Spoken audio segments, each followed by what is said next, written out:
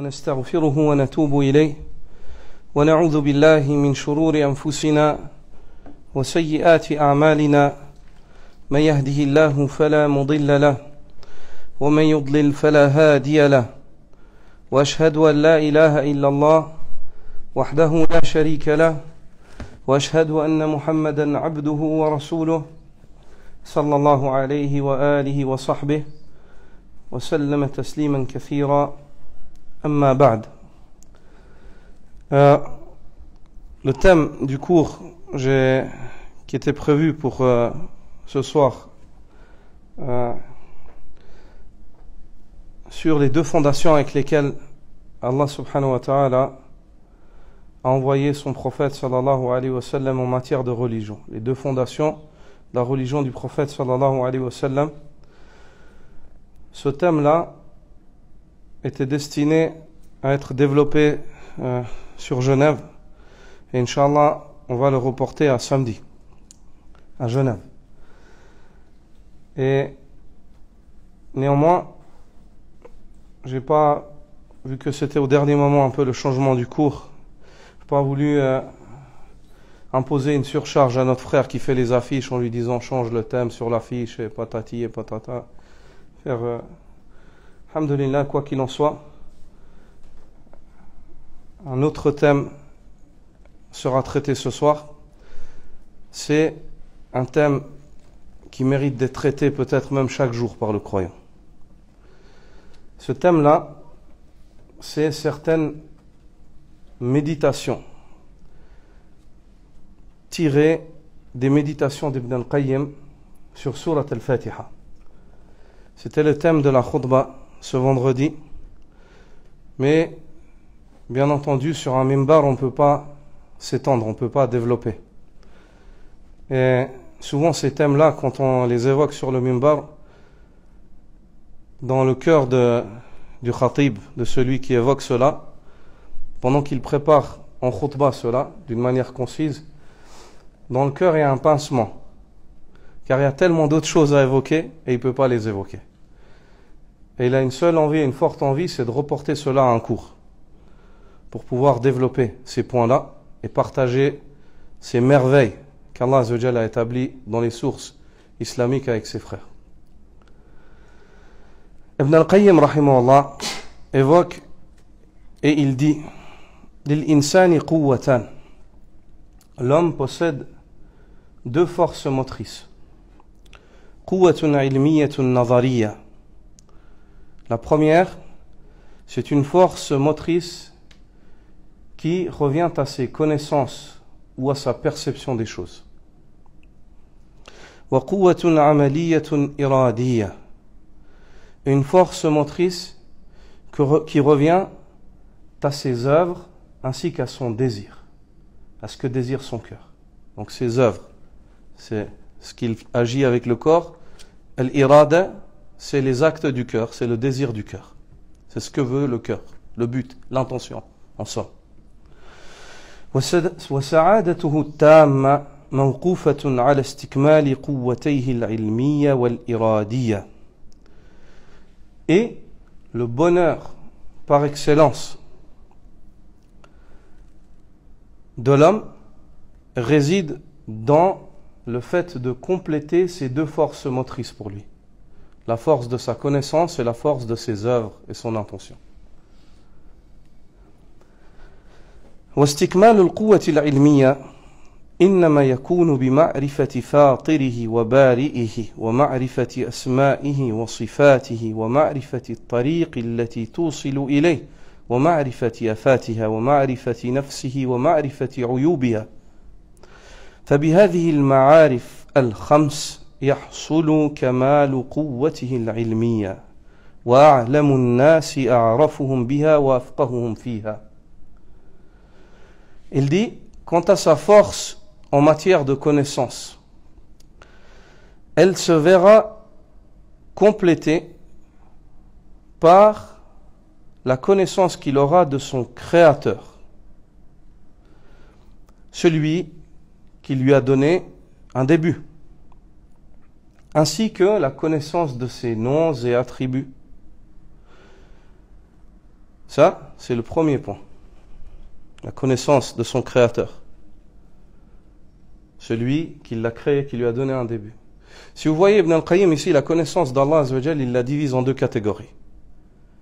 Une connaissance par le perceptible, par ce que tu vois, le soleil, la lune, le changement des saisons, toi, tes yeux, le fait qu'il y ait des choses qui se passent dans ton corps, le fait que tu guérisses des fois sans prendre de médicaments, subhanallah. C'est des méditations. Tu connais ton Seigneur en fait, par le biais de la création d'Allah Azza wa Jal. Puis par la connaissance de ses noms et attributs. De ses noms et attributs. Quand l'homme prend connaissance de cela, il connaît son Seigneur. Ça, c'est la première connaissance. Il dit وَمَعْرِفَةُ الطَّرِيقِ الَّتِي تُوصِلُ إِلَيْهِ. Puis lorsque tu connais ton Seigneur, il va de soi que tu vas chercher quel est le chemin qui t'approche d'Allah. Comment est-ce que tu peux aller à Allah? Quand tu connais Allah, tu aimes Allah. Et quand tu aimes Allah, tu veux être proche de lui. Alors c'est quoi ce chemin? Et ça, c'est la deuxième des connaissances. C'est le chemin qui te conduit à ce Seigneur qui est parfait, que tu as connu maintenant. Après avoir connu le chemin, c'est le fait d'avoir connaissance des obstacles qui font entrave à ce chemin, qui t'éloignent, qui peuvent t'égarer de ce chemin-là. Et ça, c'est la troisième des connaissances.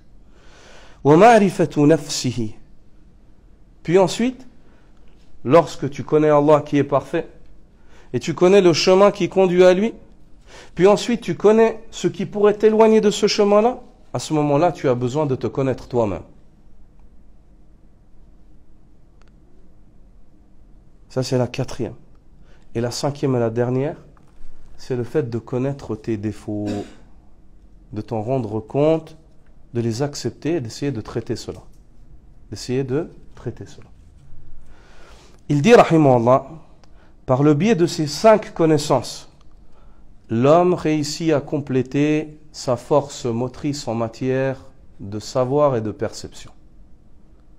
Lorsqu'il connaît Allah, lorsqu'il connaît le chemin qui conduit à Allah, lorsqu'il connaît ce qui peut l'éloigner du chemin d'Allah, lorsqu'il se connaît lui-même, et lorsqu'il connaît et reconnaît ses erreurs et défauts, à ce moment-là, l'être humain est complet en matière de connaissance et de perception. Il connaît ce qu'il doit connaître et il perçoit les choses comme il faut les percevoir. Et il dit وَأَعْلَمُ النَّاسِ أَعْرَفُهُمْ بِهَا وَأَفْقَهُهُمْ فِيهَا. Et l'homme le plus savant est très certainement celui qui connaît le mieux ces choses-là et qui est le plus érudit en la matière. Plus l'homme connaît cela, plus il est savant, plus il est érudit. Puis il dit واستكمال القوة العملية الإرادية لا يحصل إلا بمراعاة حقوقه سبحانه على العبد والقيام بها إخلاصا وصدقا ونصحا وإحسانا ومتابعة وشهودا لمنته عليه وتقصيره هو في أداء حقه فهو مستحي من مواجهته بتلك الخدمة لعلمه أنها دون ما يستحقه عليه ودون ذلك وأنه لا سبيل له إلى استكمال هاتين القوتين إلا بمعونته فهو مضطر إلى أن يهديه الصراط المستقيم الذي هدى إليه أولياءه وخاصته وأن يجنبه الخروج عن ذلك الصراط إما بفساد قوته العلمية فيقع في الضلال أو وإما في قوته العملية فيوجب له الغضب. Il dit rahimahullah, après t'avoir expliqué comment est-ce que tu complètes la première de ces forces motrices que possède l'homme, la force de connaissance et de perception, qui est une des clés pour atteindre le bonheur, il t'explique maintenant comment est-ce que tu complètes ta deuxième force motrice, qui est la force avec laquelle tu vas œuvrer et avec laquelle tu vas soigner ton intention, tes œuvres intérieures, l'œuvre du cœur qui est l'intention, et tes œuvres extérieures, celles des membres. Il dit quant à sa force en matière d'œuvre et d'intention, le fait, il la complétera, il ne saurait la compléter que lorsqu'il chérira le droit de son Seigneur sur lui. L'homme, il complète sa force en matière d'œuvre et d'intention lorsqu'il est minutieux dans le fait de faire attention au droit d'Allah sur lui. Et quel est le droit d'Allah sur lui? C'est l'adoration. Le fait que l'homme, ce cœur, il le dédie à Allah Azza wa Jal. Ce corps, il le soumet à Allah Azza wa Jal. Et Allah subhanahu wa ta'ala dit Inna as-sam'a wal basara wal fu'ada kullu ulaika kana anhu mas'oula. L'ouïe, la vue et le cœur, pour tous ces membres-là, vous serez questionnés.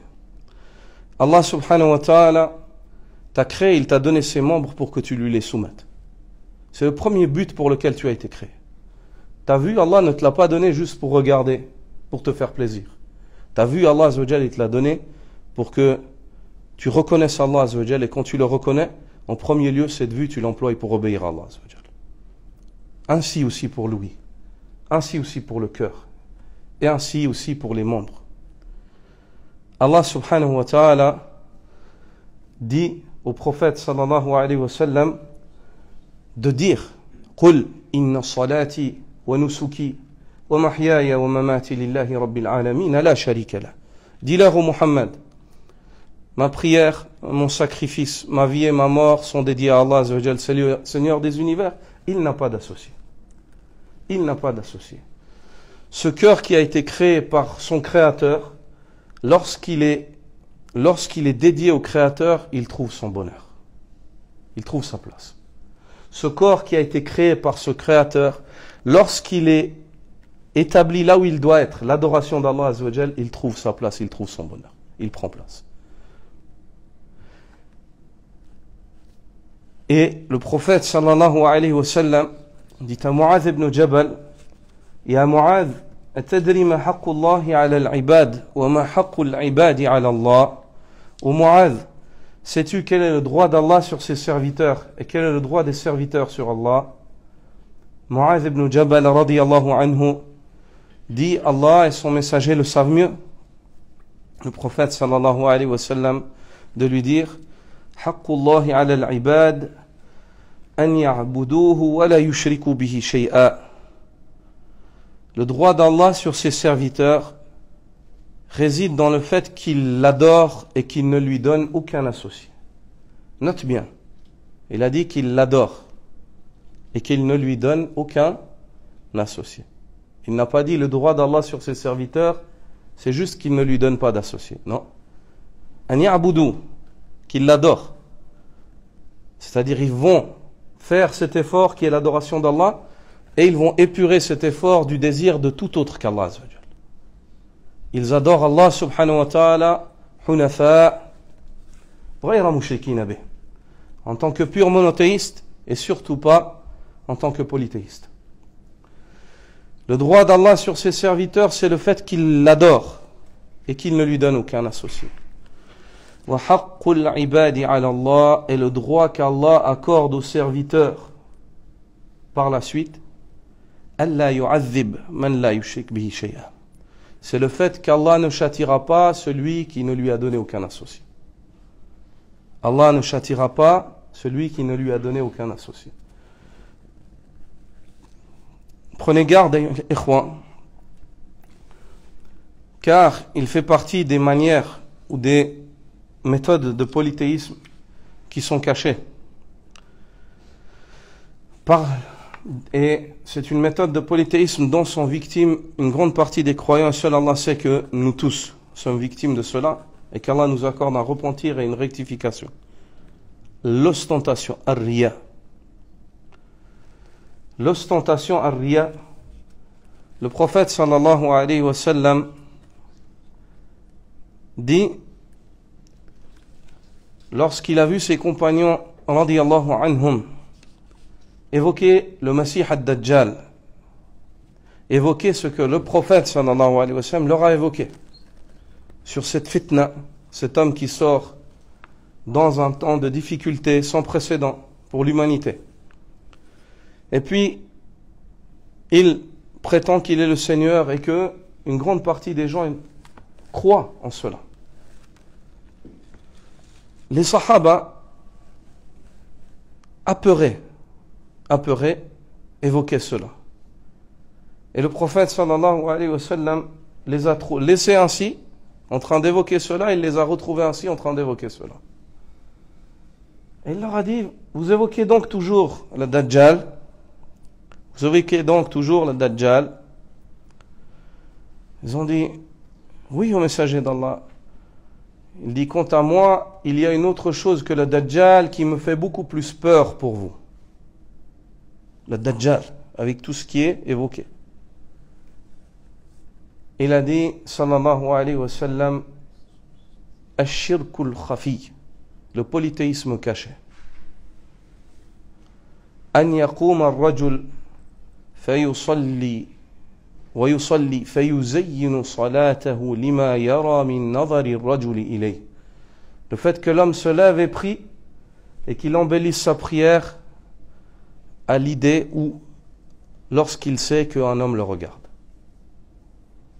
Le prophète sallallahu alayhi wa sallam, ayyuhal ikhwa, craignait cela pour toi et moi beaucoup plus que la crainte qu'il avait du Dajjal. D'une manière individuelle, d'une manière, lorsqu'on parle d'un danger au niveau de l'humanité, le Dajjal, c'est une des plus grandes épreuves. Mais lorsqu'on parle d'un danger au niveau des individus, ceci est un plus grand danger encore que le Dajjal. C'est un plus grand danger par lequel nous sommes menacés. La menace du danger de la mauvaise intention. De la mauvaise intention. Il est primordial d'implorer Allah subhanahu wa ta'ala en secours quant à cela. Le fait de demander à Allah azza wa jal qu'il rectifie nos cœurs, comme le faisait le prophète sallallahu alayhi wa sallam. Ya muqallib al-qulub, thabbit qalbi ala dinik. Ô toi qui retournes les cœurs, raffermis mon cœur dans ta religion. Aussi, sallallahu alayhi wa sallam, il disait, Allahumma inni a'udhu bika an ushrika bika shay'an a'lamu wa astaghfiruka bima la a'lam. Wallah, je me réfugie auprès de toi contre le fait que je te donne un associé, en ayant conscience de cela. Et je te demande pardon si j'ai pu te donner un associé sans avoir conscience de cela. Sans avoir conscience de cela. Il est primordial de porter une grande attention à cela. L'intention. L'intention à la niyya. Innamal a'malu bin niyat. Les actes auprès d'Allah subhanahu wa ta'ala sont comptés selon l'intention sur laquelle ils sont bâtis. Donc, ayyuhal ikhwa, le fait que le prophète sallallahu alayhi wa sallam dise qu'Allah azza wa jal ne châtiera pas celui qui ne lui donne pas d'associé, sache que ce n'est pas une affaire gagnée. Ce n'est pas parce qu'on l'adore, on essaye de l'adorer avec tous nos manquements, que c'est gagné. Ceux qui étaient meilleurs que nous et plus ardents en l'amour d'Allah azza wa jal, et qui redoublaient d'efforts jours et nuits dans l'adoration d'Allah subhanahu wa ta'ala, avaient peur. Avaient peur. Et ils ne se reposaient pas sur leurs œuvres. Alors qu'en comparaison avec les nôtres, elles n'étaient pas modestes. En comparaison avec les nôtres, elles n'étaient pas modestes. Et il fait partie du monothéisme, du témoignage du monothéisme de l'homme dans le cœur, du tawhid de l'homme dans le cœur, al-khawfu min ash-shirk, la crainte du shirk. Le fait qu'il ait peur du polythéisme.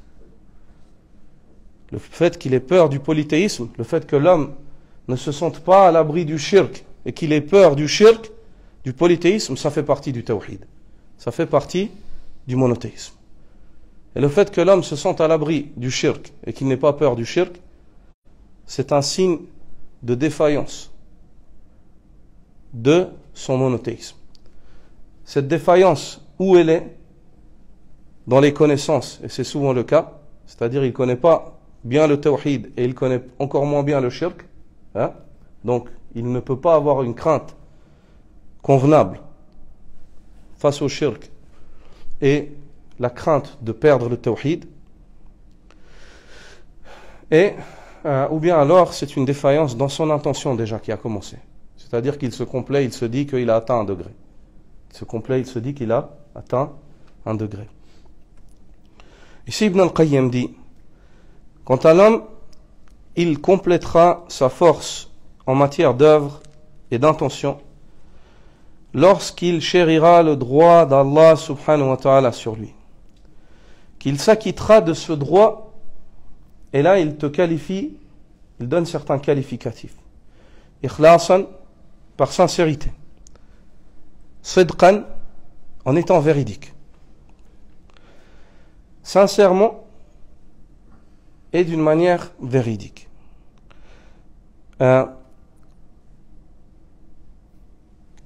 Al-Ikhlas, elles disent les savants, c'est tawhidun fil irada. Tawhidun fil iradati nafsiha. Et al-sidq, c'est tawhid fil murad. أن توحد المراد. توحيد في الإرادة والتوحيد في المراد. L'intention, la sincérité, c'est le fait que l'homme unifie son désir. Ce que lui, il désire, son désir à lui, il est ciblé. Il est ciblé. C'est-à-dire, il a concentré un effort sur son cœur pour que son cœur, il ait une seule chose en désir. Le cœur. Si le cœur, il est ciblé pour qu'il ne désire qu'une seule chose. Et le sidq, c'est le fait que l'homme, il unifie, la personne, elle unifie son désir, celui qui est désiré. Celui qui est désiré. Allah, Azza wa Jalla. D'autres parmi les savants disent, as-sidq, c'est le fait que ta langue, ton cœur et tes actes soient conformes.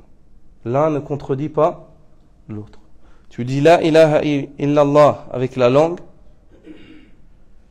et ton cœur désire Allah subhanahu wa ta'ala et ton visage se soumet à Allah subhanahu wa ta'ala.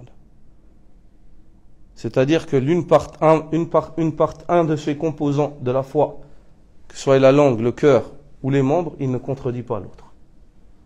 Tu ne dis pas la ilaha illallah avec la langue, puis quand dans ton cœur tu désires peut-être être vu par quelqu'un ou plaire à quelqu'un, oui, c'est vrai. Ou bien tu ne dis pas la ilaha illallah avec la langue, puis tu te dis que tu désires Allah subhanahu wa ta'ala, puis quand tu invoques le prophète sallallahu alayhi wa sallam en te disant que le prophète sallallahu alayhi wa sallam il est plus pur et il amène ton invocation à Allah, ou bien tel ange ou X ou Y. As-sidq, c'est le fait que ta langue, ton cœur et tes membres soient conformes. Ils soient tous basés sur le principe de l'ikhlas, le fait de désirer Allah Azza wa Jal.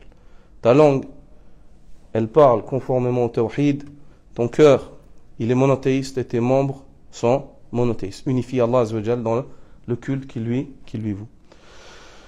Il dit avec sincérité, le fait de s'acquitter du droit d'Allah, donc on chérit la force en matière d'œuvre et d'intention lorsqu'on s'acquitte du droit d'Allah, l'adoration, et ce droit-là on s'y acquitte avec sincérité, d'une manière véridique, nushan, en étant loyal, wa ihsanan, et en recherchant à être excellent, en recherchant l'excellence, en adorant Allah Azza wa Jal comme si on le voit.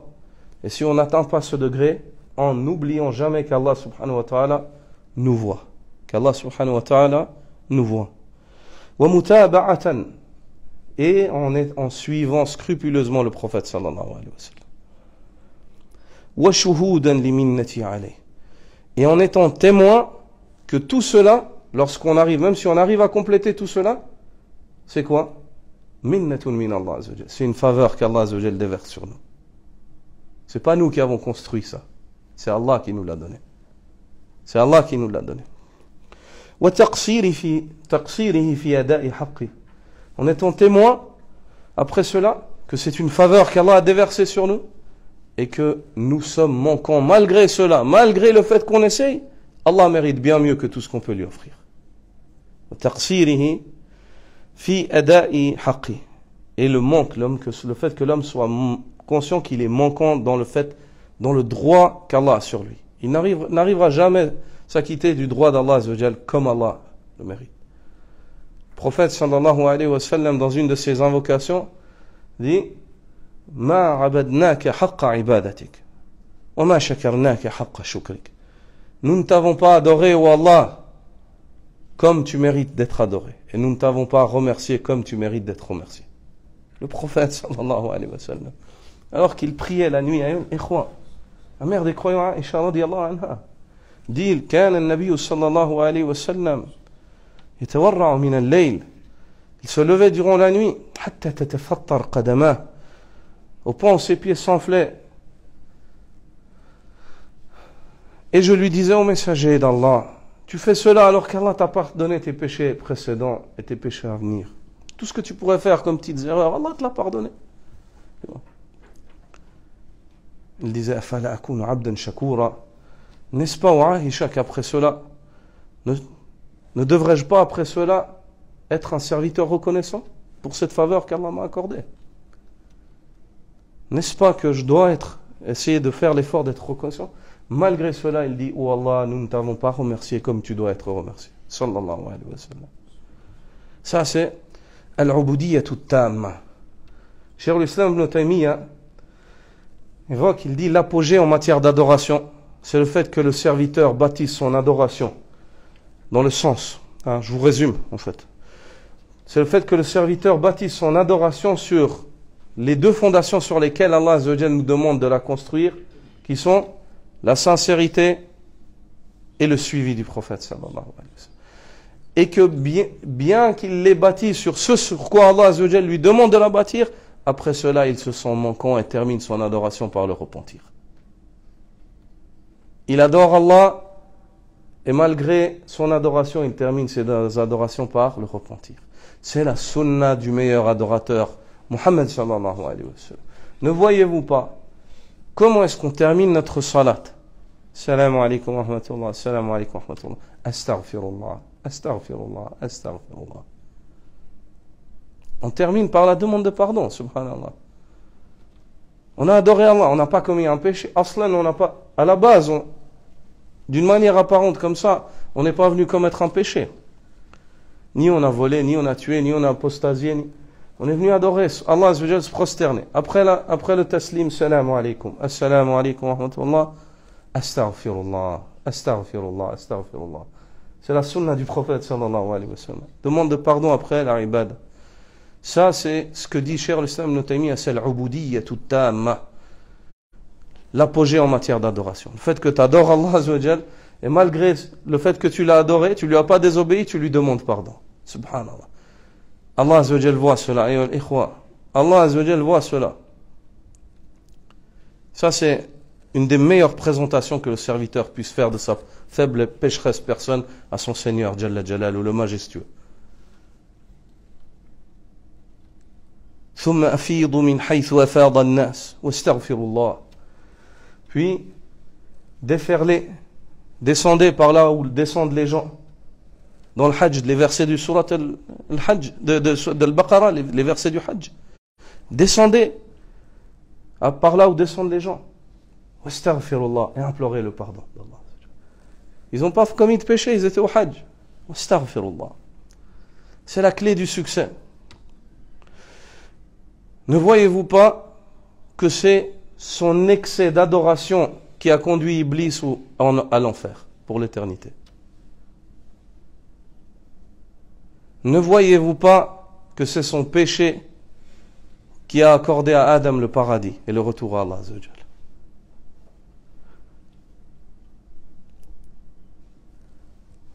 Il est évoqué, Ibn al-Jawzi évoque un récit où il est dit que Daoud alayhi salam, Allah lui a dit, Ya Daoud,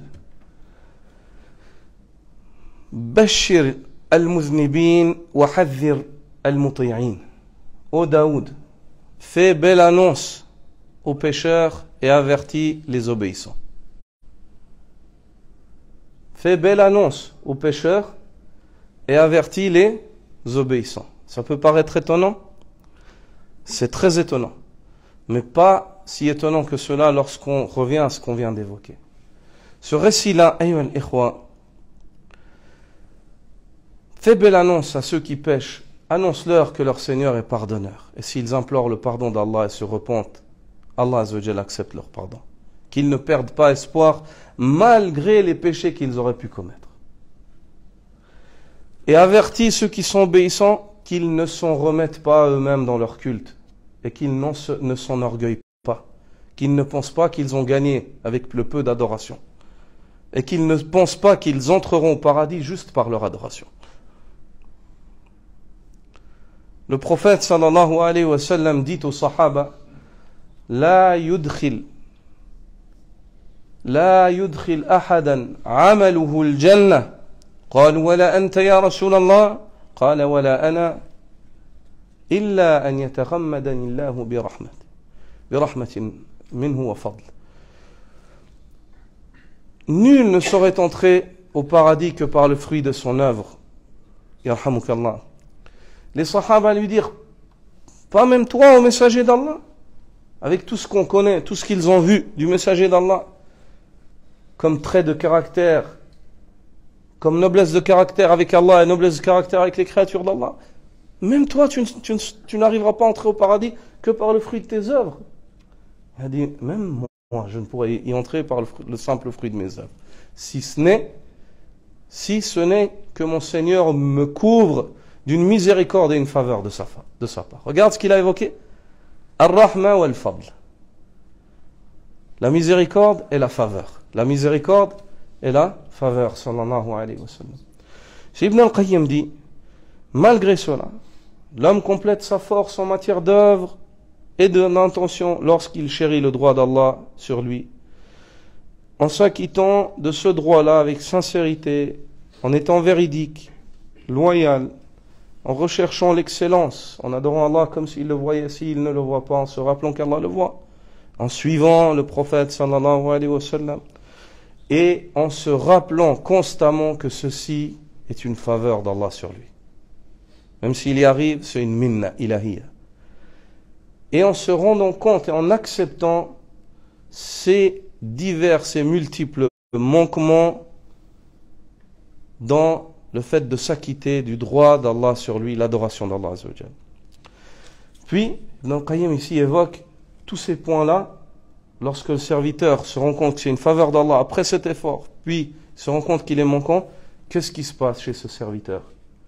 Chez ce serviteur naît le critère par excellence de la foi. Al-Haya, la gêne. Il dit, فهو مستحي من مواجهته يعني ربي بتلك الخدمة لعلمه أنها دون ما يستحقه عليه ودون ذلك. Il dit après cela, il se gêne donc de se diriger vers son Seigneur en évoquant le culte qu'il lui vaut. Oh Allah, je t'ai adoré, oh Allah, je t'ai rendu ceci, oh Allah, je t'ai fait cela, oh Allah, j'ai jeûné pour toi le Ramadan.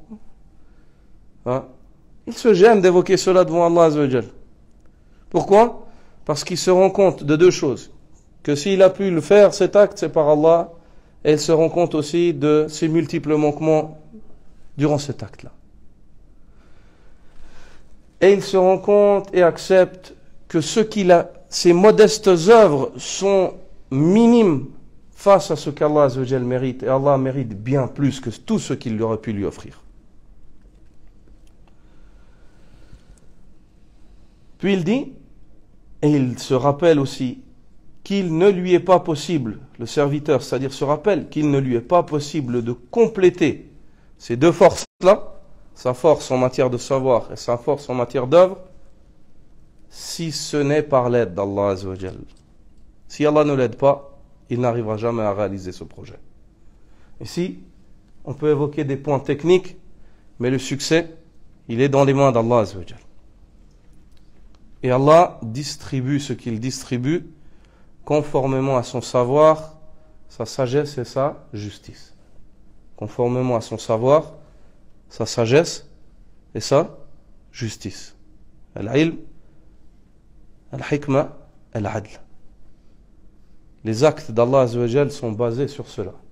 Il n'y a pas un acte qu'Allah fait si ce n'est qu'il le fait parce qu'il sait parfaitement, parce qu'à lui revient la pleine sagesse et parce qu'il est d'une équité inégale, totale. Il est juste d'une manière absolue. Jalla Jalalu. Il dit فهو مضطر إلى أن يهديه الصراط المستقيم الذي هدى إليه أولياءه وخاصته. Donc l'homme comprend son besoin incessant quant au fait qu'Allah Azza wa Jalla le guide sur le droit chemin, ce chemin sur lequel Allah subhanahu wa ta'ala a guidé ses alliés et élus. Ses alliés, ceux qui sont ses alliés et ceux qu'il a choisis, qu'il a élus. وأن يجنبه الخروج عن ذلك الصراط. Et il a un besoin tout aussi grand quant au fait qu'Allah le préserve de sortir de ce chemin. Puis il t'explique comment est-ce qu'elle se fait la sortie. إما بفساد في قوة علمية. Et ceci, ou bien ceci, par exemple en corrompant, lorsqu'il corrompt sa force en matière de connaissance, فيقع في الضلال, et à ce moment-là, lorsque ses connaissances sont corrompues, il tombe dans l'égarement. وإما في قوته العملية فيوجب له الغضب, ou alors il corrompt ses œuvres et à ce moment-là, il mérite la colère d'Allah. Regarde ce tafsir, regarde, subhanallah, cette manière de t'expliquer en fait surat al-Fatiha. Ici, Ibn al-Qayyim, au début, si on résume jusque-là ce qu'on a pris dans ce paragraphe, il t'explique que l'homme, il a deux forces motrices. L'une de ces forces-là, c'est la force de connaissance et de perception, la force de son savoir. Et la deuxième de ces forces, c'est-à-dire c'est comme si ces deux jambes, l'une, elle avance avec le savoir, et la deuxième de ces forces, maintenant il faut avancer avec les œuvres, il faut mettre en pratique.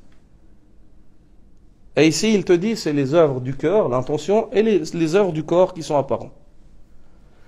Et il dit que l'homme, pour atteindre le bonheur ici-bas, le bonheur éternel dans l'au-delà, il doit compléter ces deux forces-là.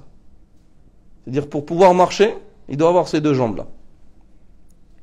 Et il t'explique maintenant comment tu complètes ces deux choses-là. D'une manière détaillée, précise. Il te dit, en matière de connaissance, il complétera ses connaissances lorsqu'il connaîtra son Seigneur. Et la connaissance de son Seigneur, elle est de deux manières. Le fait de connaître son Seigneur par ce qui est universel, ce qu'il voit, et le fait de connaître son Seigneur par ce qui est législatif, ce qu'Allah nous enseigne sur sa personne dans le Coran ou dans la sunna du prophète sallallahu alayhi wa sallam, de connaître les noms et attributs d'Allah subhanahu wa ta'ala ainsi que ses actes.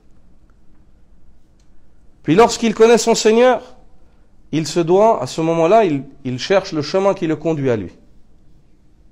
Lorsqu'il connaît le chemin, il trouve ce chemin qui est parfait. Tu as trouvé un trésor, tu as peur de le perdre. C'est humain. Donc il doit à ce moment-là connaître ce qui peut le faire sortir de ce chemin qui est parfait, qui conduit à celui qui est parfait, qui est Allah Azza wa Jalla. Et si on résume, c'est quoi qui te conduit à Allah Azza wa Jalla? C'est le fait de compléter ton savoir et tes œuvres. C'est quoi qui te fait sortir du chemin?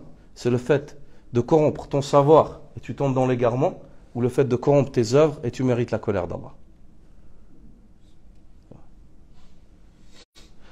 Puis il dit, et lorsqu'il connaît ce qui peut le faire sortir du chemin, à ce moment-là, il doit se connaître lui-même. Et lorsqu'il se connaît lui-même, il est primordial qu'il prenne conscience de ses défauts. De ses défauts.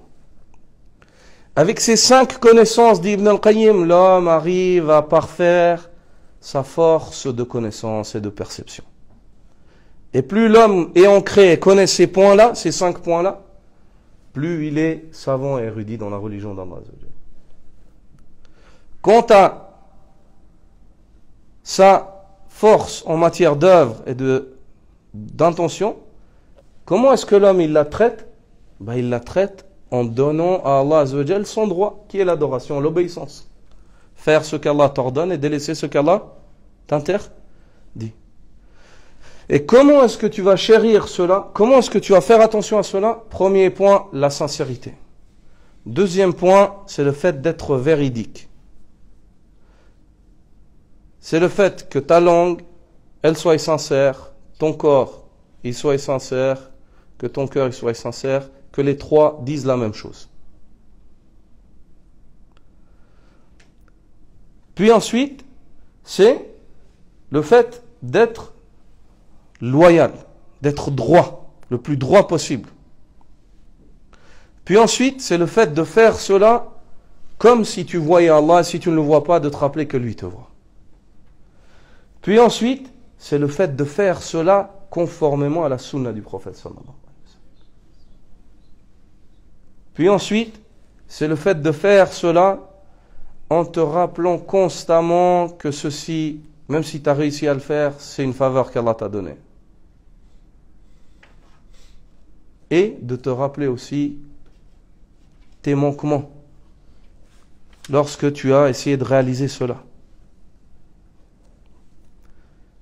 Après cela, il dit, c'est le fait de te gêner, d'éprouver de la gêne quant au fait d'évoquer cela à Allah, car Allah mérite bien mieux.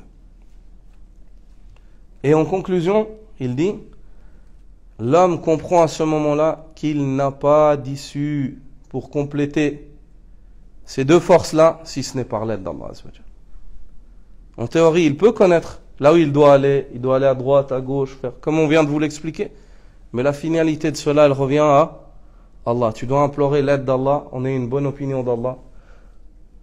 Et en marchant droit, en marchant là où Allah Azzawajal te demande de marcher. Il dit, et l'homme comprend qu'il a un besoin incessant du fait qu'Allah Azzawajal le guide sur le droit chemin, le chemin sur lequel il a guidé ses alliés, ainsi que ses serviteurs privilégiés. Ce chemin-là, c'est quoi? C'est le savoir bénéfique et l'œuvre pieuse. Le fait de compléter tes connaissances et tes œuvres. Et il a besoin qu'Allah Azzawajal l'aide afin qu'il ne sorte pas de ce chemin-là. Et l'homme sortira de ce chemin-là ou en corrompant ses connaissances. Et avec cela, lorsque ses connaissances sont corrompues, c'est quoi? C'est l'égarement. Il dit des choses en pensant faire le bien alors qu'il est égaré. Il croit des choses en pensant que c'est une bonne croyance alors qu'il est égaré. Il fait des actes en étant convaincu qu'il fait le bien alors qu'il est égaré. قُلْ هَلْ نُنَبِّئُكُمْ بِالْأَخْسَرِينَ أَعْمَالًا الَّذِينَ ضَلَّ سَعْيُهُمْ فِي الْحَيَاةِ الدُّنْيَا وَهُمْ يَحْسَبُونَ أَنَّهُمْ يُحْسِنُونَ صُنْعًا. Le prophète sallallahu alayhi wa sallam, Allah Azzawajal lui dit, dis-leur ô Muhammad, voulez-vous que je vous informe de ceux qui sont le plus perdus en œuvre, ceux qui ont égaré leur effort ici-bas, alors qu'ils pensent faire le bien. Ali ibn Abi Talib dit, Oulaïk al-Khawarij, ceux-là sont les Khawarij. Sont les Khawarij. Ils sont convaincus qu'ils ont atteint des degrés, alors qu'ils sont les chiens de l'enfer, comme a dit le prophète sallallahu alayhi wa sallam. Kilabun nar. Et ici, ayyuha al-ikhwa, l'homme, lorsqu'il corrompt ses connaissances, il tombe dans l'égarement. Et l'homme, lorsqu'il corrompt ses actes, il tombe dans la colère d'Allah Azzawajal. Et ça, c'est tous ces points-là, vous les avez dans Surat al-Fatiha. Puis il dit, فكمال الإنسان وسعادته لا تتم إلا بمجموع هذه الأمور وقد تضمنتها سورة الفاتحة وانتظمتها أكمل انتظام. Il dit, et la perfection chez l'homme ainsi que le bonheur, l'apogée en matière de bonheur ne saurait se réaliser que par la réalisation de ce qui vient d'être évoqué. Si tu veux t'élever en grade, marcher vers la perfection, t'améliorer constamment, et si tu veux atteindre le vrai bonheur, tu dois avoir recours à ce qu'on vient d'évoquer, au point qu'on est. Tu dois faire attention à tes connaissances, faire attention à tes œuvres. En implorant Allah Azzawajal de te garder sur ce chemin-là et de te préserver de la sortie de ce chemin-là qui peut se faire lorsque tu corromps tes connaissances, tu t'égares, lorsque tu corromps tes œuvres tu risques la colère d'Allah Azza wa Jal. Il dit, rahimahullah, puis, Suratul Fatiha englobe tout ce qui vient d'être évoqué. Regardez, tout ce qu'on vient de parler, tout ce on vient de parler, ça fait peut-être 40 minutes ou je ne sais pas combien de temps qu'on parle. Allah Azza wa Jal, il l'a dit en 7 versets. Tout ce que l'on peut parler, Allah il te l'a dit en 7 versets. 7 versets, ça englobe tout ce qui vient de t'être dit. Tout ce qui vient de t'être dit. Et ça le réglemente d'une manière parfaite. Ça peut que être divin. C'est pas possible autrement. Il y a que le Créateur, il y a que Allah Azza wa Jal qui a pu en fait mettre ça. C'est pas possible. Même si les djinns et les hommes, ils se mettent ensemble pour essayer de rédiger quelque chose, 7 versets qui englobent tout ça d'une manière aussi parfaite, avec une chronologie parfaite, comme dans Surat al-Fatiha, les djinns et les hommes, depuis le premier jusqu'au dernier d'entre eux, même s'ils se mettaient tous ensemble, c'est pas possible. Et je ne dirais pas 7, mais même un seul verset, comme Allah Azza wa Jalla dit. Même un seul verset, semblable à ce qu'Allah a révélé, il n'arriverait pas. Il n'arriverait pas. Et ici, Ibn al-Qayyim, maintenant, il vient et t'explique comment est-ce que Surat al-Fatiha englobe tout ce qu'on vient de dire. Il dit فَإِنَّ قَوْلَهُ الْحَمْدُ لِلَّهِ رَبِّ الْعَالَمِينَ الرَّحْمَنِ الرَّحِيمِ مالك يوم الدين يتضمن الأصل الأول وهو معرفة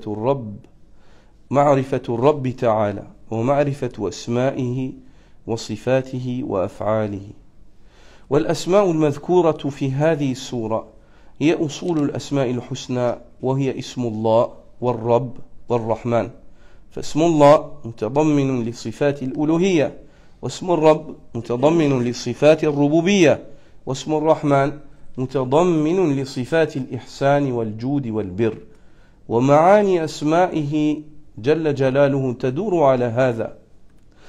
Il dit rahimahullah, quant au premier verset, Alhamdulillahi Rabbil Alamin Ar-Rahman Ar-Rahim Malik Yawmiddin, le début de Surat al-Fatiha, ces premiers versets-là, les louanges les plus parfaites reviennent à Allah, Seigneur des univers.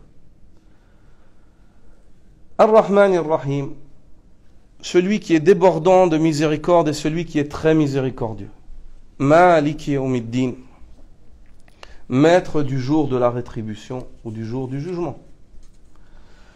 Ces 3 versets-là, Ibn al-Qayyim dit, comprennent le premier des fondements. Quel est ce fondement-là? Il dit la connaissance du Seigneur. On a dit que le premier des fondements, c'est quoi? En matière de connaissance, c'est de connaître ton Seigneur. Il dit, c'est la connaissance du Seigneur le Très-Haut, ainsi que la connaissance de ses noms et attributs et de ses actes. Il dit, et les noms qui ont été évoqués dans au début de cette sourate, les noms qui ont été évoqués au début de cette sourate, reposent tous les noms d'Allah subhanahu wa ta'ala majestueux. Parfait. Et ces noms-là, c'est le nom Allah, Alhamdulillah, Rabbil Alamin, c'est le nom Ar-Rabb, le deuxième. Et Ar-Rahman, celui qui est débordant de miséricorde. Ces 3 noms-là, Ibn al-Qayyim te dit que tous les noms et attributs d'Allah Azza wa Jal, ils reviennent en fait à l'un de ces noms-là. Quant au nom d'Allah, il comprend les attributs du droit de la divinité. Le mot Allah, qu'est-ce que ça veut dire Allah? Al-Ilah, ça veut dire quoi? Le nom Allah.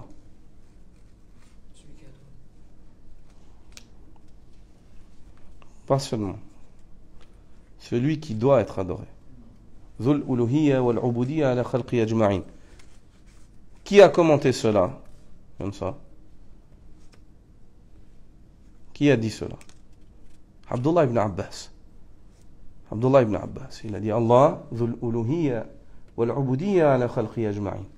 Le nom Allah, c'est celui à qui on doit vouer culte et divinité. On a divinisé, on doit vouer un culte à Allah et on doit le diviniser, Jalla Jalalu. On doit l'adorer. C'est celui à qui revient le droit d'adoration sur ses créatures. Sur ses créatures. Il dit le nom d'Allah, Allah, vers ce nom-là, il oriente, il comprend le droit d'adoration. Il comprend les attributs, tous les attributs en fait qui évoquent que Allah Azza wa Jal doit être adoré. Ils reviennent à ce nom-là. واسم الرب متضمن لصفات الربوبية. Et le nom Ar-Rabb, il comprend les sifat, les attributs de la seigneurie. Quand tu dis Al-Khaliq, le créateur, c'est le Seigneur qui crée. Quand tu dis Ar-Raziq, celui qui pourvoit, c'est le Seigneur qui pourvoit. Al-Malik, celui qui est souverain, qui domine, c'est le Seigneur. Al-Mudabbir, celui qui gère et administre, c'est le Seigneur. Tous les attributs de la seigneurie, ils reviennent au nom d'Allah Azza wa Jal, Ar-Rabb, le Seigneur. Et ces noms-là, ils sont là pour te décrire le Seigneur. Pour te décrire le Seigneur. Puis il dit, quant au nom d'Allah Azza wa Jal, Ar-Rahman, il dit, il comprend et englobe tous les attributs de bonté, le fait que Allah Azza wa Jal soit bon, al-ihsan wal-joud wal-bir, le fait qu'Allah subhanahu wa ta'ala soit les attributs de bonté, de al-joud, d'attention, de bonté, al-bir, de bienfaisance, et ainsi de suite, tous les attributs. Par exemple, tu diras al-latif, ça rentre là-dedans, et ainsi de suite. C'est pour cela qu'il dit, rahimahullah, ma'ani al-asma, il dit, wa ma'ani asma'ihi taduru ala hadha. Tous les noms d'Allah Azza wa Jal reviennent à l'une de ces catégories. Donc avec cela, le début de Surat al-Fatiha, l'homme il connaît son Seigneur, il connaît Allah Azza wa Jal. Quant à la parole d'Allah subhanahu wa ta'ala, Iyaka na'budu wa iyaka nasta'in, dit-il, yatadammanu ma'rifatu at-tariq al-musila ilayh. Wa annaha laysat illa ibadatuhu wahdahu bima yuhibbuhu wa yarda, wa isti'anatuhu ala ibadatihi. Il dit, quant à la parole d'Allah Azza wa Jal, c'est seul toi que nous adorons et c'est seul de toi dont nous implorons le secours. Il dit en cela, cela comprend la connaissance de la voie qui te conduit à Allah subhanahu wa ta'ala. Et cette voie-là n'est autre que le culte d'Allah seul, unique et sans associé, en s'adonnant à ce qu'Allah aime et agrée, et en recherchant le secours d'Allah pour la bonne réalisation de cela. Le chemin qui te conduit à Allah, c'est quoi? C'est l'adoration d'Allah et l'imploration de l'aide d'Allah pour mener à bien ce projet. وَقَوْلُهُ اهْدِنَا الصِّرَاطَ الْمُسْتَقِيمِ. Quant à la parole d'Allah, guide-nous sur le droit chemin, يَتَضَمَّنُ بَيَانَ أَنَّ الْعَبْدَ لَا سَبِيلَ لَهُ إِلَى سَعَادَتِهِ إِلَّا بِاسْتِقَامَتِهِ عَلَى الصِّرَاطِ الْمُسْتَقِيمِ. Ce verset-là, lorsqu'Allah Azza wa Jal dit guide-nous sur le droit chemin, ce verset-là dit Ibn al-Qayyim, comprend le fait que le serviteur n'a pas d'autres moyens pour atteindre le bonheur, si ce n'est en restant sur ce droit chemin. وأنه لا سبيل له إلى الاستقامة إلا بهداية ربه له. Et il n'a pas d'issue pour rester sur le droit chemin, si ce n'est par la guidée qu'Allah lui accorde.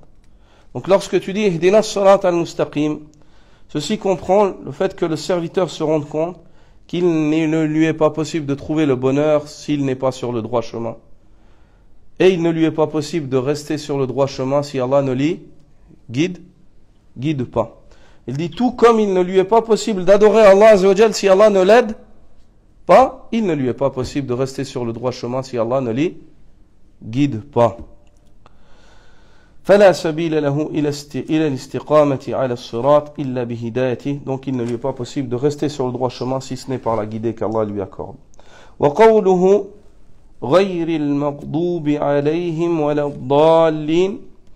Il dit يتضمن بيان طرفي الانحراف عن الصراط المستقيم وأن الانحراف إلى أحد الطرفين انحراف إلى الضلال الذي هو فساد العلم والاعتقاد، والانحراف إلى الطرف الآخر انحراف إلى الغضب الذي سببه فساد القصد والعمل.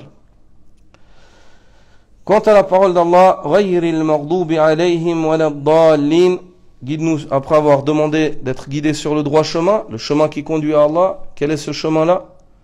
C'est le chemin qui est droit, c'est le chemin de l'adoration et de l'imploration d'aide, c'est le chemin du savoir et de la mise en pratique. Après avoir demandé cela à Allah Azza wa Jal, tu lui demandes de t'épargner de ceux qui t'éloignent de ce chemin-là. Tu lui dis, et non pas le chemin de ceux qui ont couru ta colère, et ni celui de ceux qui se sont égarés. Il dit Ibn al-Qayyim, lorsque tu lis cela, ce verset-là comprend les deux pôles, les deux extrêmes qui s'écartent du droit chemin, qui t'éloignent du droit chemin. Et le fait de s'incliner vers un de ces deux extrêmes, ceci comprend, dans une des deux options, c'est le fait de s'incliner vers l'égarement. Et l'égarement comprend la corruption de ta connaissance ou de ta croyance. Et le fait de s'incliner vers l'autre pôle, ceci comprend le fait de s'incliner vers la colère d'Allah, dont la cause est la corruption de ton intention ou de tes œuvres. La corruption de ton intention ou de tes œuvres.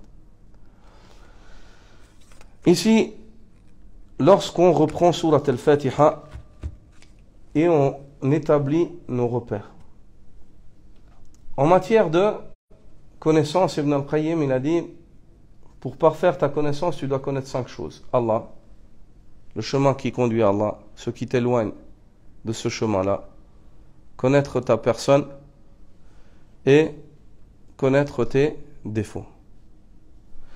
Et ici, rahimahullah, il évoque, puis ensuite il nous dit que l'homme, il complète sa deuxième force qui est sa force d'œuvre et d'intention en donnant le droit à Allah Azza wa Jal, qui lui revient de droit, qui est l'adoration d'Allah subhanahu wa ta'ala.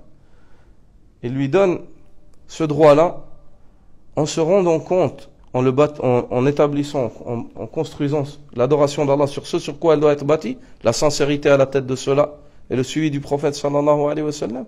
Mais malgré cela, il voit qu'il n'a rien fait, que c'est une faveur d'Allah et qu'il est manquant, et qu'Allah mérite bien mieux et qu'il a besoin de l'aide d'Allah. Il adore Allah en implorant son secours. Il adore Allah et se repent après son adoration. Puis ensuite, il t'explique que Surat al-Fatiha, elle englobe tous ces points-là. Tous ces points qui viennent d'être évoqués, Surat al-Fatiha, elle les englobe. La connaissance d'Allah, dans les 3 premiers versets de Surat al-Fatiha, tu connais Allah. Tu sais qui est ton Seigneur. Et le premier des versets, il t'appelle à quoi? Alhamdulillahi Rabbil Alamin. Il t'appelle à quoi, le premier des versets de Surat al-Fatiha? On a souvent évoqué ça. À l'amour d'Allah. Alhamdulillahi Rabbil Alamin, il t'appelle à la mahabba, l'amour d'Allah. Il t'appelle à l'amour d'Allah. Comment est-ce qu'il t'appelle à l'amour d'Allah? Parce que tu loues Allah, le Seigneur des univers. Tu loues Allah et tout ce que tu possèdes te vient d'Allah car c'est lui le Seigneur. Et ça fait naître dans ton cœur quoi? L'amour pour Hada al-Rabb al-Bari subhanahu wa ta'ala.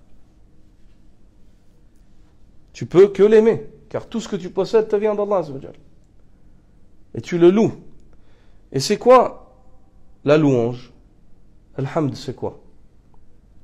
C'est quoi la louange? Ça aussi, on l'a souvent expliqué. Ma huwa al-hamd? Ma huwa al-hamd? لا لا هذا التسبيح. التنزيه هذا التسبيح. C'est quoi le hamd? Le hamd, c'est le thana, c'est la louange, c'est le fait de faire les éloges d'Allah. الثناء على الله بماذا؟ بالجميل. كيف؟ محبة وتعظيما. Ça c'est la définition du hamd. C'est le fait de faire les éloges d'Allah Azza wa Jal par les meilleurs des mots. Et que ces éloges-là, elles viennent d'où? Elles émanent d'où? Elles émanent de l'amour et de la vénération. Tu dis Alhamdulillah parce que tu aimes Allah. Et parce que tu le vénères. هذا هو الحمد. Donc, le premier des versets de Surat Al-Fatiha, il développe l'amour de ton Seigneur. Mais pas seulement. Le premier des versets de Surat Al-Fatiha, il t'enseigne aussi les fondations sur lesquelles tu témoignes de l'amour que tu vois à Allah Azza wa Jal. Quand tu aimes Allah, tu le remercies. Quand tu aimes Allah, tu patientes. Quand tu aimes Allah, tu es reconnaissant. Quand tu aimes Allah, tu es patient. Comment est-ce que ce premier verset-là, il nous oriente vers cela? Certains parmi les ulama ont dit, lorsque tu dis Alhamdulillah, cette partie-là, elle t'enseigne l'importance du shukr, de la reconnaissance. L'importance de témoigner de ton remerciement, de ta reconnaissance. Et quand tu dis Rabbil Alamin, Seigneur des univers, cette partie-là, elle t'enseigne que c'est lui le Seigneur, c'est lui qui décide, donc à toi de patienter. C'est pas toi qui décide, c'est lui. Parce que tu témoignes que c'est lui le Seigneur, et que c'est lui qui régit cet univers, c'est lui qui a créé, c'est lui qui décide. Ma kana lahumul khiyara, wa rabbuka yakhluqu ma yasha'u wa yakhtar, ma kana lahumul khiyara. Et ton Seigneur crée ce qu'il veut et il choisit. Ce n'est pas à eux de choisir. C'est lui qui choisit. Wa rabbuk. Regarde le verset, Allah dit, et ton Seigneur, vu que c'est lui le Seigneur, il crée ce qu'il veut et il choisit dans sa création. C'est pas à eux de choisir. Ce n'est pas le choix ne leur revient pas à eux. C'est pas à toi de choisir ce qu'Allah décide, ce qui va se passer. Akhi, toi tu sais déjà pour ta propre personne et tes propres enfants et ta propre famille, tu sais pas d'une manière, tu n'es pas capable en fait de savoir tout ce qu'ils ont besoin. Des fois tu penses qu'ils ont besoin de quelque chose et tu donnes cela à ton enfant, mais en fait ça lui nuit. Alors que tu as une bonne intention. Pourquoi? Parce que tu n'es pas un Seigneur. Tandis que le Seigneur, il sait. Le Seigneur, des fois, en apparence, tu vois qu'il y a une nuisance qui descend et elle amène beaucoup de bien. Et cela, des fois, les gens, ils le voient rapidement, ou des fois tardivement, hâtivement ou tardivement. Des fois, certaines personnes, ils ne le verront jamais, parce qu'Allah, il a voilé leur vue. Et des fois, des personnes, ils sont aveugles, mais avec les yeux du cœur, ils le voient. Donc, ce premier verset de Surat Al-Fatiha, il pose, bam, la première fondation, par excellence, la tête de l'affaire, l'amour. Puis il t'enseigne que si tu aimes Allah, montre-toi reconnaissant. Si tu aimes Allah, montre-toi patient. Alhamdulillahi Rabbil Alamin. Juste ce verset-là, tu le lis, ça t'enseigne tout ça. Ar-Rahman Ar-Rahim. Celui qui est débordant de miséricorde et très miséricordieux. Ce verset-là, il t'enseigne quoi? L'espoir. Ça remplit le cœur d'espoir quand tu lis ce verset. Ar-Rahman, Ar-Rahim. Deux noms pour une chose, la miséricorde. Deux noms pour une seule chose, la miséricorde. Ça te montre en fait la pleine capacité d'Allah Azza wa Jalla en matière de miséricorde. Il est rapporté dans un récit qu'Isa ibn Maryam aurait dit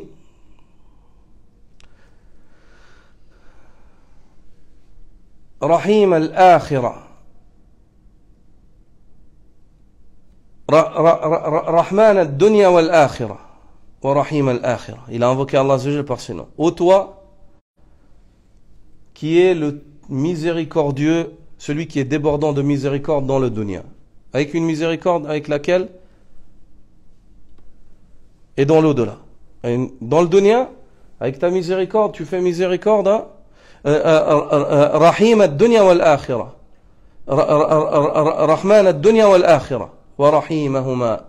Ô ô toi qui es débordant de miséricorde dans le dunya et dans l'au-delà, et ô toi qui es débordant de miséricorde dans le dunya et dans l'au-delà. Ô toi qui es débordant de miséricorde dans le dunya et dans l'au-delà, ô toi qui es très miséricordieux dans le dunya et dans l'au-delà. Il a invoqué Allah Azza wa Jal par ces noms-là. Rahman, Rahim. Qu'est-ce que ça veut dire? Le mot Rahman, c'est un nom d'Allah Azza wa Jal qui t'oriente et qui te dit qu'Allah, il a l'attribut de la miséricorde. Le mot Rahim, c'est un nom d'Allah qui t'oriente et qui te dit qu'Allah, il a l'attribut de la miséricorde.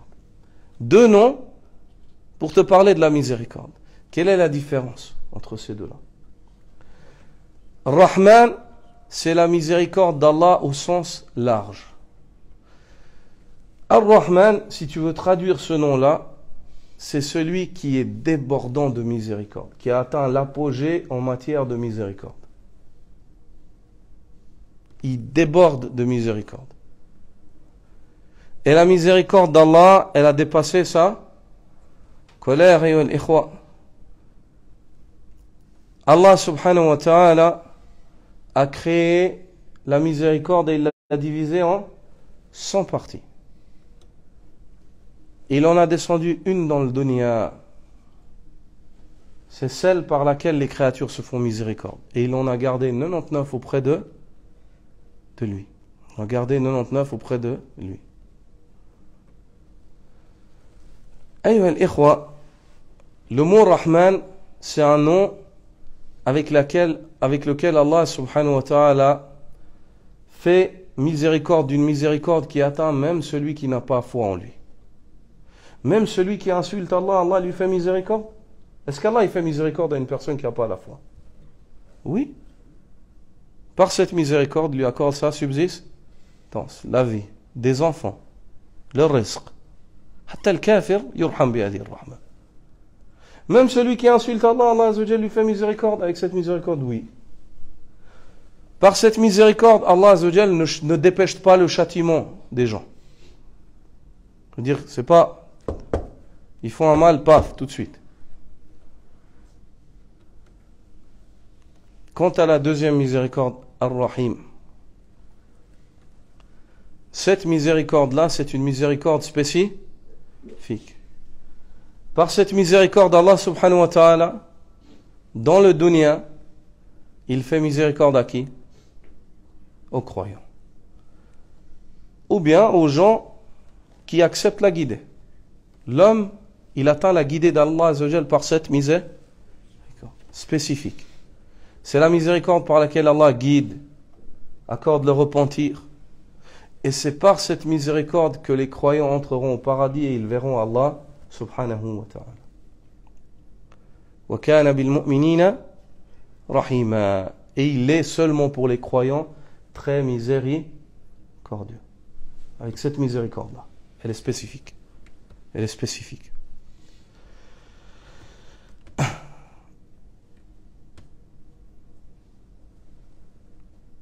Maliki yawmiddin. Lorsque le serviteur dit Maliki yawmiddin, maître du jour de la rétribution, du jour des comptes, qu'est-ce que ça soulève dans son cœur? La crainte, il a peur. Il a peur du jour où il sera présenté à Allah subhanahu wa ta'ala. Et il a peur de ce jour-là. Il craint de marcher sur les interdits. Car il ne sait pas quand est-ce qu'il peut mourir et il sera présenté à Allah avec ses œuvres. Donc ces trois premiers versets, ils t'enseignent qui est Allah. Ils t'enseignent ce qu'Allah attend de toi. Et ils t'enseignent ce sur quoi tu dois bâtir ce qu'Allah attend de toi. Qui est Allah? Allah subhanahu wa ta'ala est celui qui est parfait. Celui qui est miséricordieux, mais celui aussi qui est dur en châtiment. Allah est celui qui ramènera tout un chacun. Et nul ne saurait échapper à Allah subhanahu wa ta'ala. Ce qu'Allah subhanahu wa ta'ala attend de toi, il attend de toi une fois que tu l'as connu, que tu sois reconnaissant pour les faveurs qu'il t'accorde et patient face à ce qu'il décrète. Et sur quoi est-ce que tu dois bâtir ce qu'Allah attend de toi? Tu dois le bâtir sur l'amour, la crainte et l'espoir.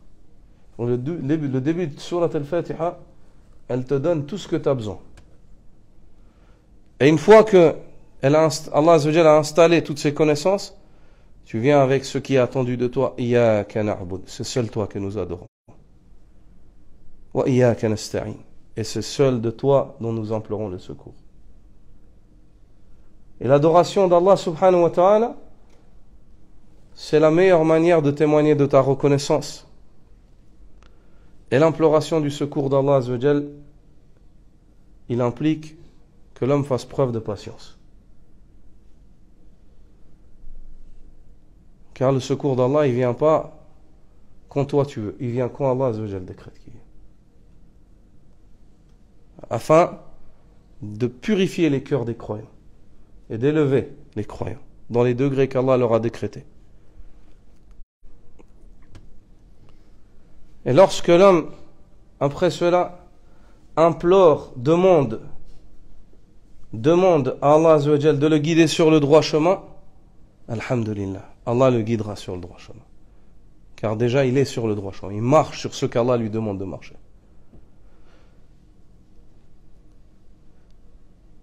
Et Allah subhanahu wa ta'ala dit وَإِذَا سَأَلَكَ عِبَادِي عَنِّي فَإِنِّي قَرِيبٌ أُجِيبُ دَعْوَةَ الدَّاعِ إِذَا دَعَانِ فَلْيَسْتَجِيبُوا لِي وَلْيُؤْمِنُوا بِي لَعَلَّهُمْ يَرْشُدُونَ. Et lorsque mes serviteurs t'interrogent à mon sujet, dis-leur que je suis proche. Je réponds à l'invocation de celui qui m'invoque lorsqu'il m'invoque. Qu'ils me répondent donc aussi. Répondez à Allah Azza wa Jalla. Et qu'ils aient foi en moi, afin qu'ils soient bien guidés. Réponds à Allah comme Surat Al-Fatiha te demande. Et lorsque tu lèveras les mains et tu demanderas à Allah, tu auras la réponse. Tu auras la réponse d'Allah subhanahu wa ta'ala. Et lorsque le serviteur demande le droit chemin, Allah Azza wa Jalla lui qualifie ce droit chemin-là. Ce droit chemin-là, c'est le chemin de ceux qu'Allah a comblés de ses bienfaits. Qui sont ceux-là? Allah les a évoqués dans Surat Al-Nisa. أولئك مع الذين أنعم الله عليهم من النبيين والصديقين والشهداء والصالحين وحسن أولئك رفيقا. Il sera avec ceux qu'Allah a comblés de ses bienfaits. Parmi les prophètes, les véridiques, les martyrs et les vertueux.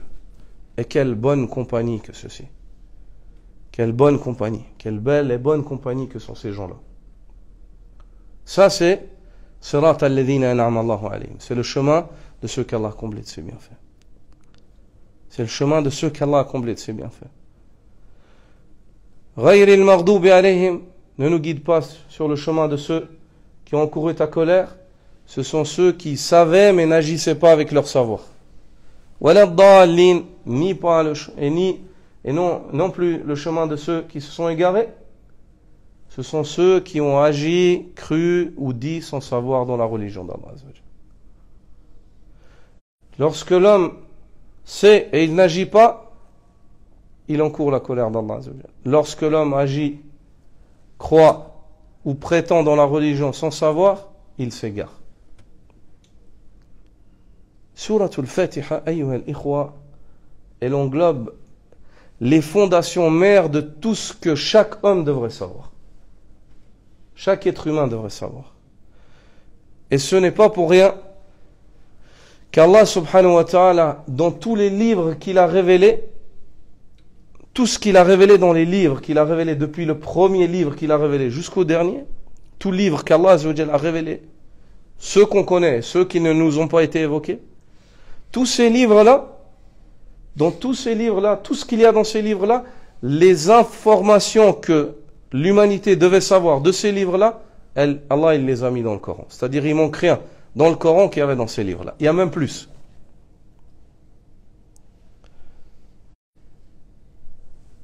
Et tout ce que le Coran a englobé, toutes les informations mères que tu dois connaître du Coran, Allah il les a mis dans Surat Al-Fatiha. Regarde un peu le joyau qu'est cette sourate. Et toute sourate Al-Fatiha, Allah il l'a mis dans Iyyaka na'budu wa iyyaka nasta'in. c'est seul toi que nous adorons et c'est seul de toi que nous implorons le secours. Le début de Surat al-Fatiha, c'est des connaissances. La fin de Surat al-Fatiha, c'est une demande. Mais un homme qui a réalisé les connaissances qu'il a prises au début de Surat al-Fatiha et qui demande ce qu'il demande à la fin de Surat al-Fatiha, il se doit de réaliser ce qu'il y a au milieu de Surat al-Fatiha, de témoigner de la noblesse de ses connaissances par les actes, en adorant Allah et en implorant ce secours. Est-ce que c'est clair? C'est pour cela que l'imam al-Bukhari rapporte que le prophète sallallahu alayhi wa sallam, dans le hadith d'Abi Hurayra radiyallahu ta'ala anhu, a dit qu'Allah le Très-Haut a dit qassamtu as-salata bayni wa bayna 'abdi nisfayn. J'ai divisé la prière entre moi et mon serviteur en deux parties. Ici le mot prière c'est suratul Fatiha. Elle a été appelée as-salat. Parmi les noms de surat al-Fatiha, il y a la prière. Le dalil c'est quoi? C'est ce hadith. Parmi les noms de surat al-Fatiha, il y a Al-Qur'an, la mère du Coran. Sab'a al-Mathani, les 7 répétés, qui se répètent dans chaque prière. Al-Qur'an al-Azim, le Coran sublime. Al-Ruqya, la Ruqya. Al-Shafiya, la guérison, le remède. Al-Kafiya, celle qui suffit. L'imam al-Nawawi dit, le fait qu'une chose possède plusieurs noms, les divers noms pour nommer une seule chose, c'est un témoignage de ça, son importance. Comme le Coran, Al-Furqan, Al-Qur'an, Al-Kitab. Comme Makkah, Makkah, Bakka, Ummul Qura, Al-Baladul Amin. Et ainsi de suite. Comme le prophète sallallahu alayhi wa sallam, Muhammad, Ahmad, Al-Mahi. Et ainsi de suite. Sallallahu alayhi wa alihi wa sahbihi wa sallama tasliman kathira. Surat al-Fatiha, Allah le Très-Haut, dans ce hadith Qudsi, le prophète sallallahu alayhi wa sallam nous dit qu'Allah le Très-Haut dit qassamtu as-salata bayni wa bayna 'abdi nisfayn. J'ai divisé la prière entre moi et mon serviteur en deux parties. Idha qala al-'abdu alhamdulillahi rabbil alamin, lorsque le serviteur dit les louanges les plus parfaites reviennent à Allah, Seigneur des univers, Allah dit hamadani 'abdi. Mon Seigneur, mon serviteur m'a loué, il a fait mes éloges. إذا قال العبد الرحمن الرحيم قال الله تعالى أثنى علي عبدي. Allah le Très-Haut dit mon serviteur a fait mes éloges. Dans le premier il dit il m'a loué, le second il dit il a fait mes éloges. إذا قال العبد مالك يوم الدين, maître du jour de la résurrection, Allah le Très-Haut dit majadani abdi, mon serviteur m'a vénéré.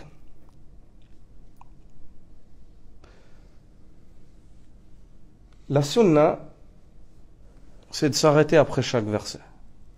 Alhamdulillahi Rabbil Alamin. Tu lis ça, Allah Azza wa Jalla dit. Il répond, subhanallah. C'est une discussion entre toi et Allah subhanahu wa ta'ala, surat al-Fatiha. Alhamdulillahi Rabbil Alamin. Allah Azza wa Jalla dit, Hamadani Abdi, mon serviteur m'a loué. Ar-Rahmani Ar-Rahim.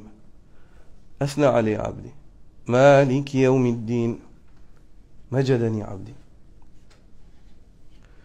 Et lorsque le serviteur dit Iyyaka na'budu wa iyyaka nasta'in, c'est seul toi que nous adorons, c'est seul de toi dont nous implorons le secours. Allah Azza wa Jalla dit Hadha bayni wa bayna abdi nisfayn wa li abdi ma sa'al. Ceci se divise entre moi et mon serviteur en deux parties, et à mon serviteur ce qu'il va me demander.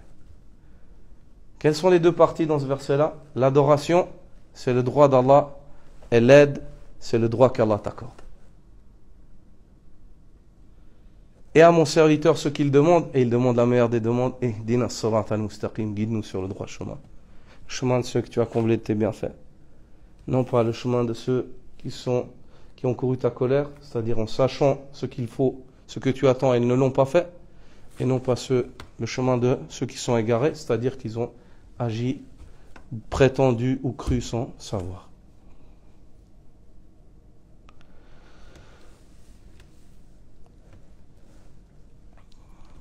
Puis Ibn al-Qayyim dit فَأَوَّلُ سُورَةِ رَحْمَةٍ وَأَوْسَطُهَا هِدَايَةٌ وَآخِرُهَا نِعْمَةٌ. Le début de la sourate est une miséricorde.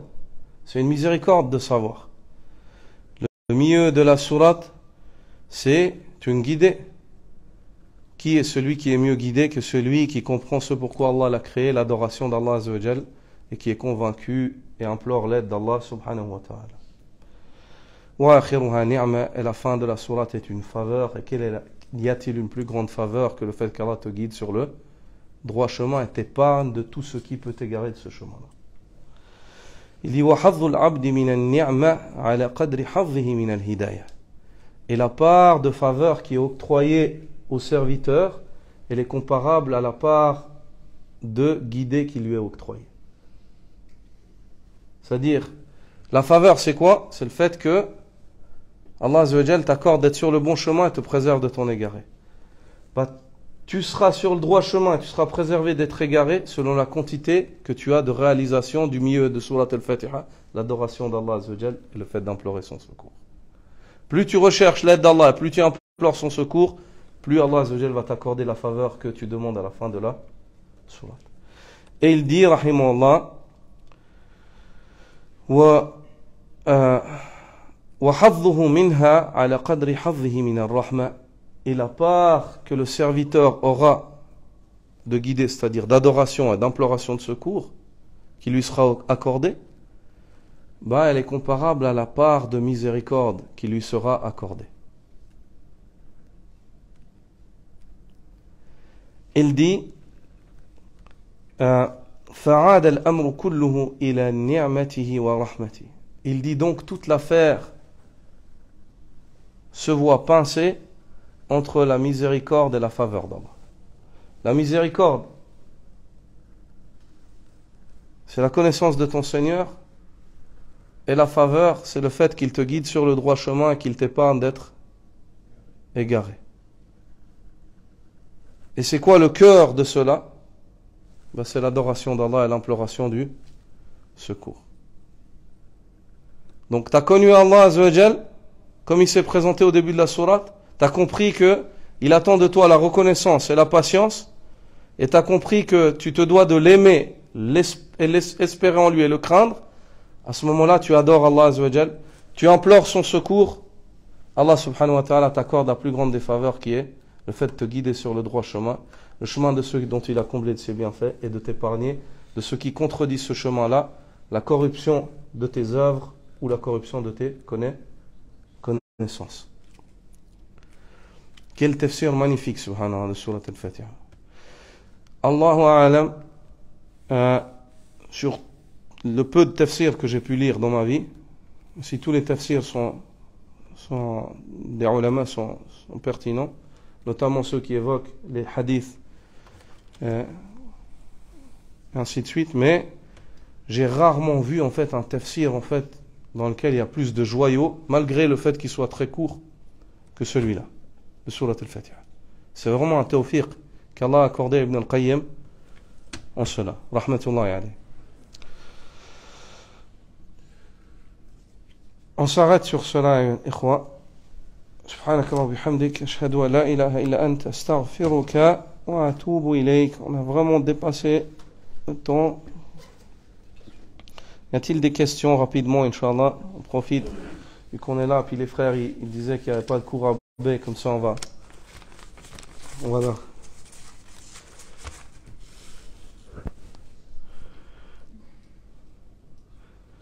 On va les mettre bien pour un moment, Inch'Allah. Tfadal. Y a pas? T'as une question, toi? Alors, il y a d'autres frères qui ont des questions? Alhamdulillah, je pense que... Non. هما قراءتان مالكي والملك والمالك يعني لغة فيه فرق الملك يعني هو الذي هو صاحب الملك. والمالك يعني في نوع من المبالغة، لكن لا استحضر الآن الفروق اللغوية يعني في هاتين الكلمتين. في فرق يعني، لأن الفرق في المبنى يدل على فرق في المعنى. هذه في اللغة العرب معروف يعني. لا يوجد يعني كلمة في اللغة العربية مبناها فيها حرف زائد أو ما إلى ذلك إلا وهذا الحرف لمعنى. في اللغة العرب لا يوجد يعني ترادف تام يعني، ما في، ولا سيما في القرآن يعني، أبعد ما يكون في القرآن. فلذلك هذه القاعدة في اللغة العرب التي تقول أن الفرق الخلاف يعني الفرق في المبنى يدل، الخلاف في المبنى، الفرق في المبنى يدل على فرق في المعنى، يعني هذا واقع. ولكن في هاتين الكلمتين لا أستحضر. نعم، الله أعلم. وهما قراءتان ثابتتان يعني، صحيح، مالكي وملكي.